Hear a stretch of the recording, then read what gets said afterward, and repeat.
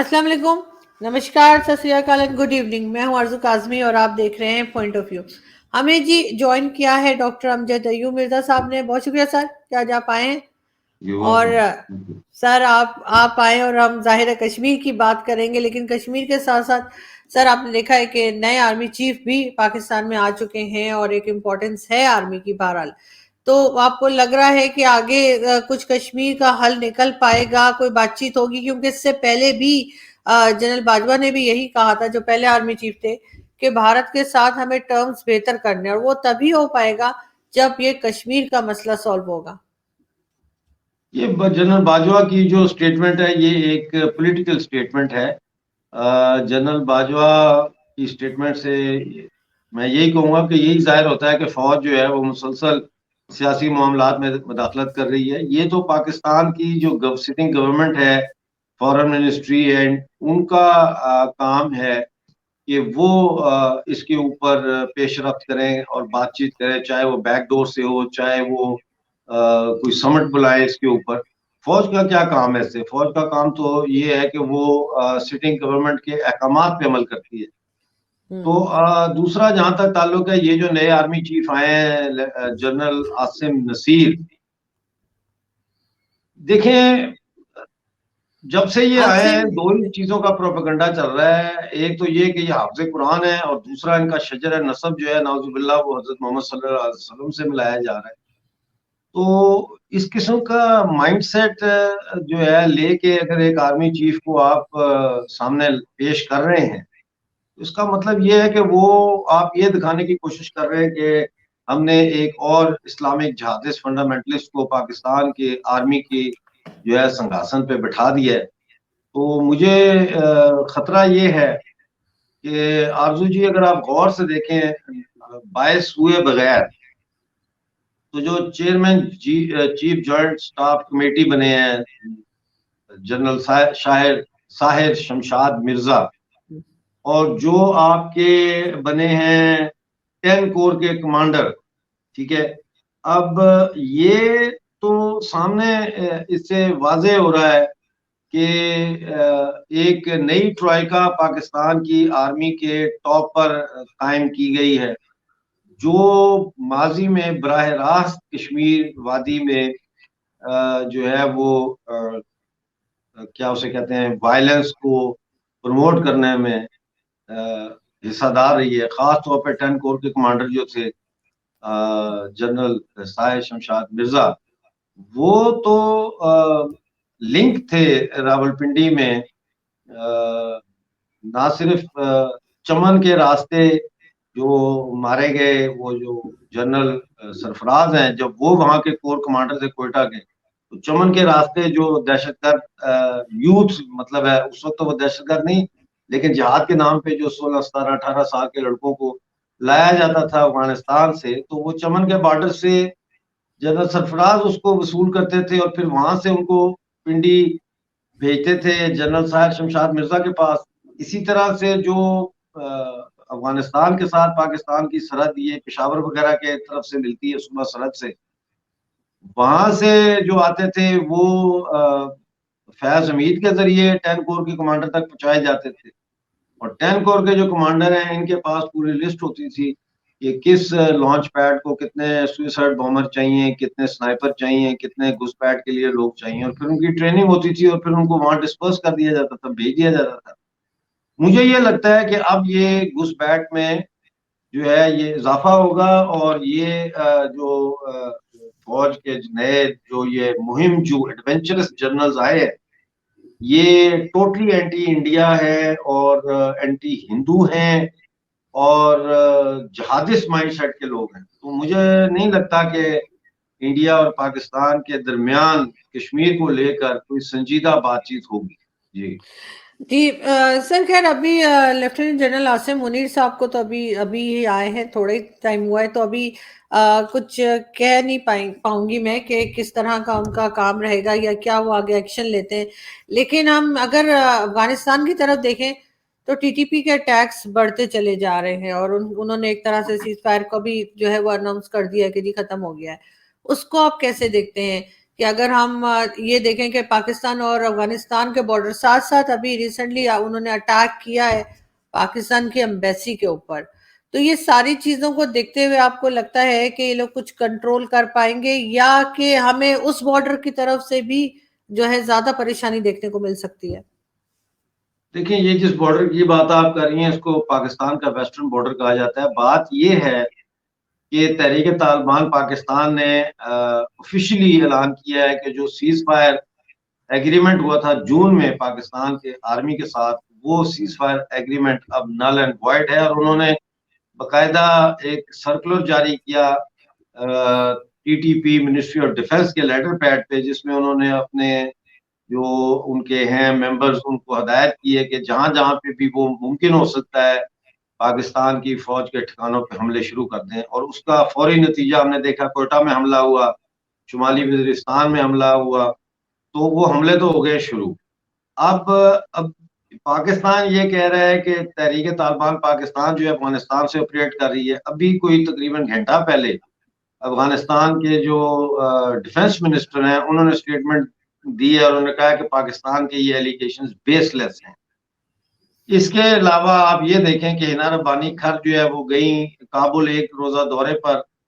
और ये जो हमले का आपने जिक्र किया है कल जो हुआ है पाकिस्तान एम्बेसी काबुल में, इसमें अभी तक ये पता नहीं चल रहा कि जो एम्बेसडर हैं वो जख्मी हुए हैं या नहीं हुए, क्योंकि क्या ये जा रहा है कि उनके गार्ड को सीने में 3 गोलियां लगी, तो वो उस वक्त टहल रहे थे। अब कहने का मकसद ये है कि ये मेरे नजदीक तो एक ओपन वार्निंग है पाकिस्तान को कि वो किसी कीमत पे भी ड्यूरल लाइन को तस्लीम नहीं करेंगे। और जो फेंसिंग हो रही है अबाउट 2000 किलोमीटर के ऊपर पाक अफगान बॉर्डर पे, वो इसके सख्त खिलाफ हैं। और इसी बॉर्डर के इशू के, फेंसिंग के इशू पे ही आपने देखा कि चमन के बॉर्डर पे भी पाकिस्तान और अफगान सिक्योरिटी फोर्सेस के दरमियान गोली चली, लोग मरे उसमें। दूसरा ये है कि वो तालिबान का ये मैसेज है कि हम किसी कीमत पे भी ड्यूरल लाइन को नहीं मानते, और दरिया सिंध का जो अटक तक का इलाका है वो सारा अफगानिस्तान का है, और ये पीछे नहीं हटेंगे इस दावे से अपने। जहां तक अफगानिस्तान का ये कहना है कि उनके डिफेंस मिनिस्टर ने अभी जो 1 घंटा पहले स्टेटमेंट दी है वो तो एक पॉलिटिकल स्टेटमेंट है, लेकिन हकीकत ये है कि तालिबान पाकिस्तान के और अफगान गवर्नमेंट की तालिबान हैंड इन ग्लव है। ये इन टेंडियम काम कर रहे हैं। इनको बेशक ये अफगानिस्तान से डायरेक्टली ऑपरेट नहीं कर रहे, लेकिन अगर इनको रिट्रीट करना पड़े तो इनके पास डेप्थ ऑफ फील्ड है, और ये अफगानिस्तान में रिट्रीट कर सकते हैं और करते भी हैं। तो हालात बड़े कशीदा हैं और बड़े ख़राब हैं। और ये मुझे नहीं नज़र आ रहा कि आने वाले दिनों में ये ठीक होंगे या कोई सीज फायर का नया एग्रीमेंट होगा। जी।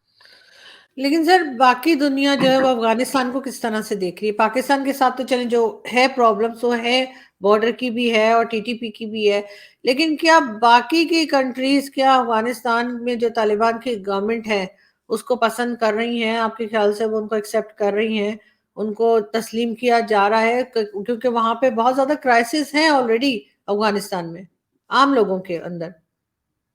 जी बिल्कुल। देखें, बात यह है कि अफगानिस्तान तालिबान गवर्नमेंट को पसंद या नापसंद करने की बात नहीं है। बात यह है कि अफगानिस्तान एक बहुत इंपॉर्टेंट कंट्री है, स्ट्रेटेजिकली भी और जमीनी वसाइल के हवाले से भी। नेचुरल रिसोर्सेज, कॉपर के बहुत जखीरे हैं वहां पे, और कॉपर जो है वो चाइना को चाहिए अपनी इंडस्ट्री के लिए, एक्सक्यूज मी। और इसी तरह से और बेशुमार मादनियात हैं वहां पे, जिसकी डिटेल में इस वक्त मैं नहीं जाऊंगा, लेकिन जनरल आइडिया के तौर पर मैं आपको बता रहा हूँ कि इस वक्त चाइना भी इस कोशिश में है कि हम तालिबान को अपने साथ रखें, और चाइना उनको बहुत पैसा दे रहा है बैकडोर से। इसी तरह इंडिया की भी कोशिश है कि उनका पांव भी अफगानिस्तान में रहे, चाहे वो ह्यूमैनिटेरियन एड के जरिए रहे, चाहे डिप्लोमेटिक एफर्ट्स के जरिए रहे। और वो समझते हैं कि वो इसमें काफी हद तक कामयाब हो रहे हैं, क्योंकि आज इंडिया के टीवी चैनल्स जो है उन पे ये बात चल रही थी कि पहले जो है वो जिस तरह हिंदुस्तान की जो एम्बेसियां और कॉन्सुलेट्स हैं उन पर अटैक होते थे, अब वो बंद हो चुके हैं और अब उसकी जगह पाकिस्तान के एम्बेसी पे अटैक हो रहा है। तो दूसरा ये है कि अफगानिस्तान गेटवे है टूवर्ड सेंट्रल एशिया, और जो पाइपलाइन है वो रुकी हुई है अफगानिस्तान की वजह से, और गैस की पाइपलाइन जो है ऑयल एंड गैस की। तो ये सारी चीजें जेहन में रखनी पड़ेंगी और फिर देखना पड़ेगा कि इंटरनेशनल अफेयर्स के माध्यम से यहाँ पे जो क्या कहते हैं उसको, पंजा कशी हो रही है, उसमें कौन कामयाब होता है। जी। सर एक तरफ हम भारत को भी देखते हैं कि उनकी फॉरेन पॉलिसी जो है उसकी तो तारीफ पाकिस्तान में भी की जा रही है, चाहे वो इमरान खान हो या दूसरे पॉलिटिकल लीडर्स हो।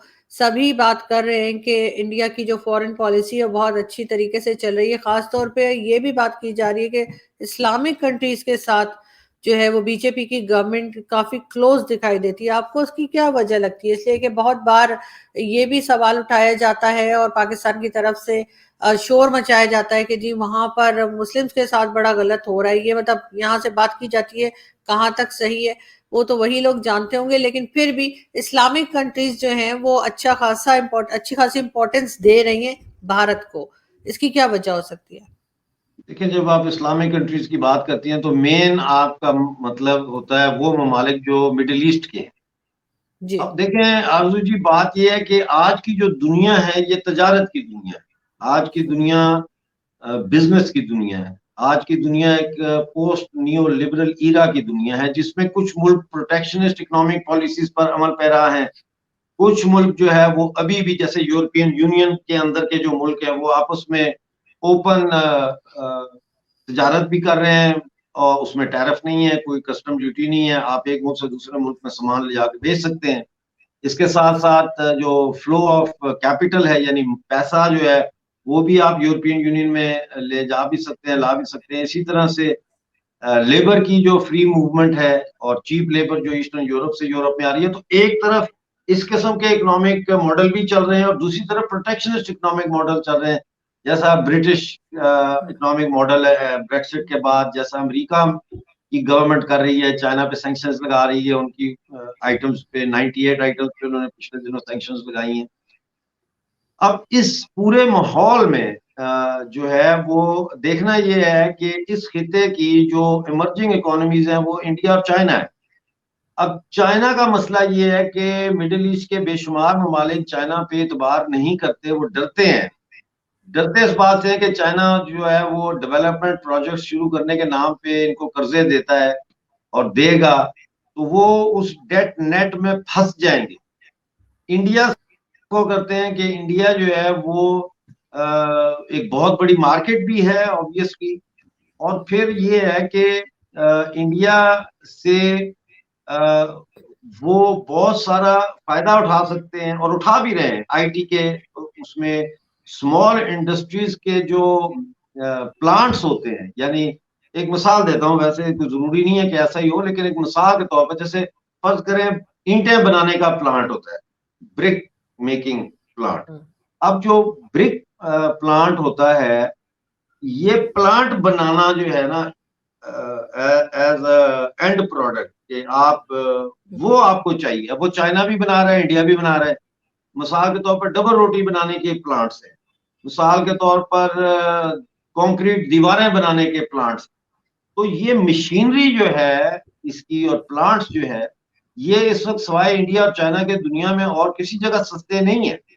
और इंडिया के जो प्लांट्स हैं वो ज्यादा ड्यूरेबल है। मिसाल के तौर पर अगर आपने मिडिल ईस्ट में एक सनफ्लावर ऑयल एक्सट्रैक्शन की फैक्ट्री लगानी है, तो वो अगर आप इंडिया से खरीदते हैं तो वो आपको एक तो सस्ती भी है, और दूसरा ये है कि रिलायबल है, आफ्टर सेल सर्विस भी वो दे रहे हैं जो कई चीजों में चाइना नहीं देता। तो ये वजह है एक मेन, जिसकी वजह से जो है वो मिडिल ईस्ट के जो मुस्लिम ममालिक हैं उनका झुकाव इंडिया की तरफ हो रहा है। और एक और चीज इसमें ये है कि इंटरनेशनल अफेयर्स में भी चाइना ने अपने आप को बहुत ज्यादा एंटेगनाइज कर लिया है।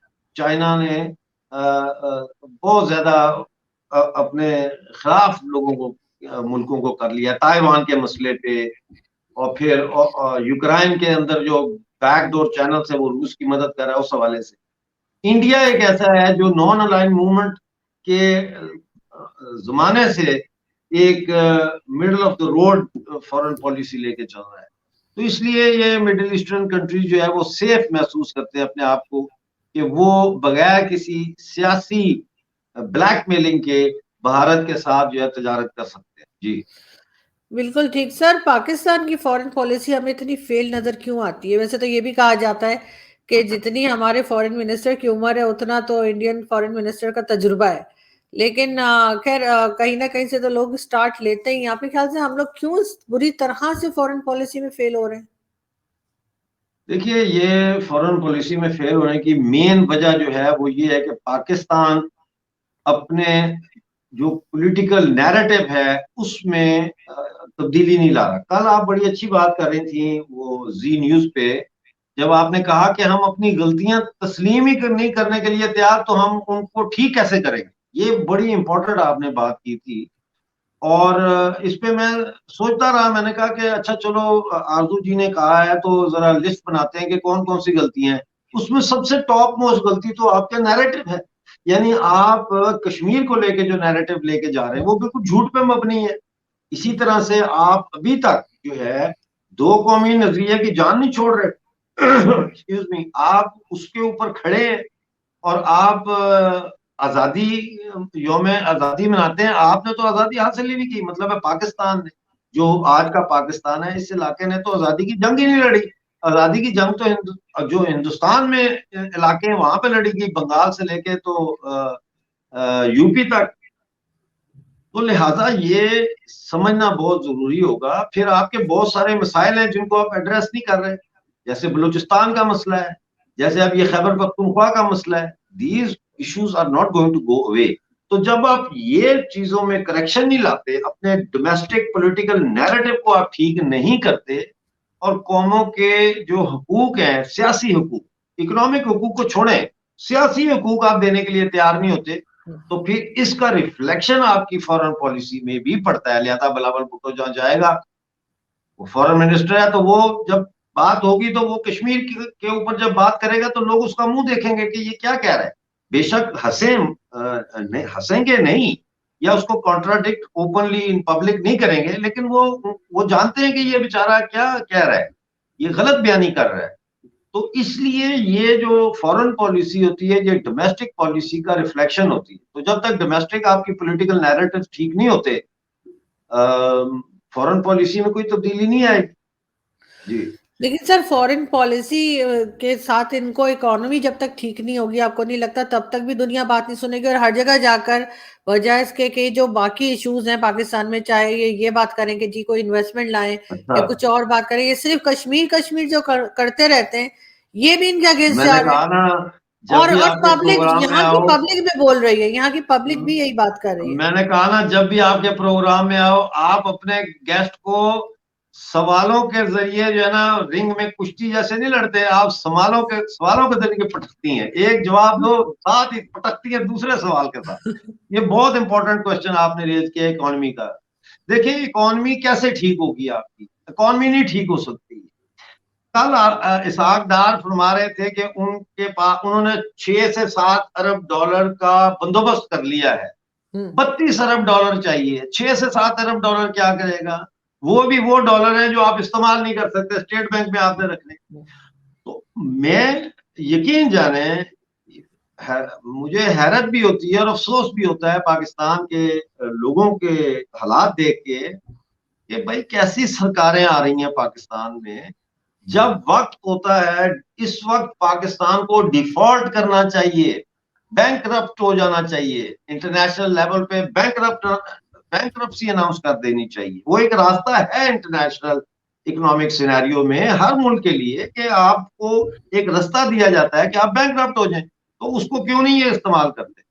और ये बैंकरप्ट हो जाए तो इनके तमाम कर्जे खत्म हो जाएंगे, और ये 3-4 साल तक इनको कोई कर्जा नहीं देगा। लेकिन इनके अंदर जो पैदावार हो रही है इनके मुल्क के अंदर, वो इनफ होगी इनके लिए कि ये 3-4 साल अच्छी तरीके से सस्टेन कर सके, और फिर नए सिरे से इकॉनमी जो है उसके पहिया चलाएं। दूसरी बात, आप इंडिया को इतनी गालियां देते हैं, हिंदुओं को इतनी गालियां देते हैं आप, यानी कि वो कहते हैं कि किसी के साथ दुश्मनी भी हो तो दोस्ती का एक दरवाजा खुला रखना बिल्कुल। चाहिए, ठीक है।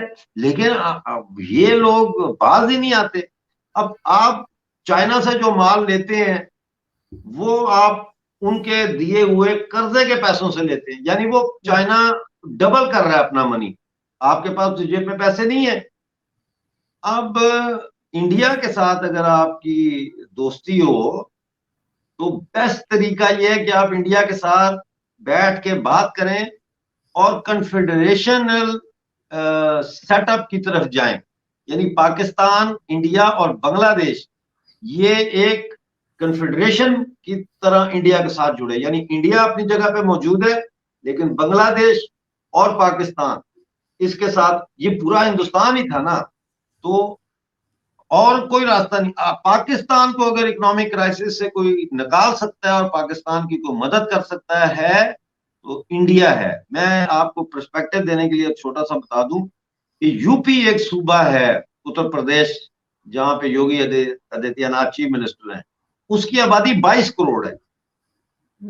तो पाकिस्तान के पूरे मुल्क की आबादी 22 करोड़ है। तो मतलब है, मैं क्या कहूँ अब, बिल्कुल, नहीं सर आप बिल्कुल ठीक कह रहे हैं, बल्कि चाइना की जो आपने बात की कि कर्जा डबल हो रहा है, तो सर हमने कौन सा वापस करना है, हम कुछ कोई और कहानी फिट कर देंगे, वो तो चलता रहता है हमारे यहाँ कर्जा। लेकिन हाँ ये जरूर है कि भारत से टर्म्स अच्छे होने चाहिए और उससे पाकिस्तान का ही फायदा है, भारत का शायद कोई फायदा ना हो या कम हो, पाकिस्तान का ज्यादा फायदा है, तो थोड़ा सा इनको इस पे भी सोचना चाहिए। Thank you so much sir कि आज आपने ज्वाइन किया, बहुत शुक्रिया। Thank thank you. यू।